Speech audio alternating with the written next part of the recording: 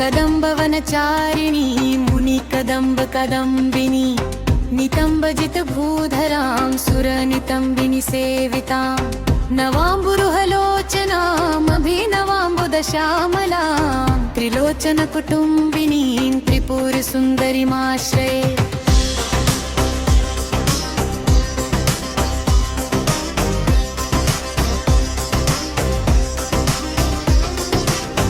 कदम्बवनवासिनी कनकवल्लकीधारिणी महारमणिहारिणी मुखसमुल्लसद्वारुणी दयाविभवकारिणी विशदरोचनचारिणी त्रिलोचनकुटुम्बिनी त्रिपुरसुन्दरीमाश्रये।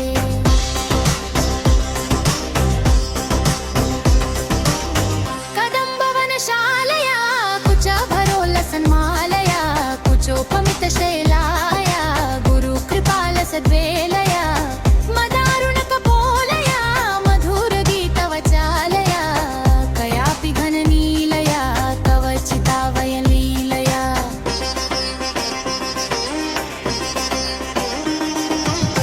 कदम्बवनमध्यगां कनकमण्डलोपस्थितां शरम्बुरुहवासिनी सततसिद्धसौदामिनी विडम्बितजपारुचिं विकचचन्द्रचूडामणिं त्रिलोचनकुटुम्बिनी त्रिपुरसुन्दरीमाश्रये।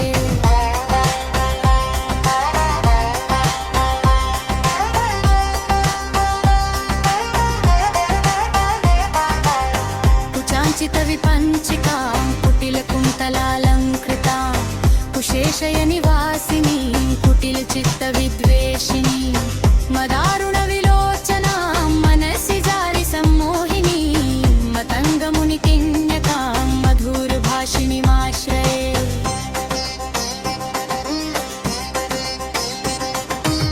स्मरे प्रथमपुष्पिणी रुधिरबिन्दुनीलाम्बरां गृहीतमधुपात्रिकां मदविघूर्णनेत्राञ्चलां घनस्तनभरोन्नतां गलितचूलिप्राच्छावलां त्रिलोचनकुटुम्बिनी त्रिपुरसुन्दरीमाश्रये।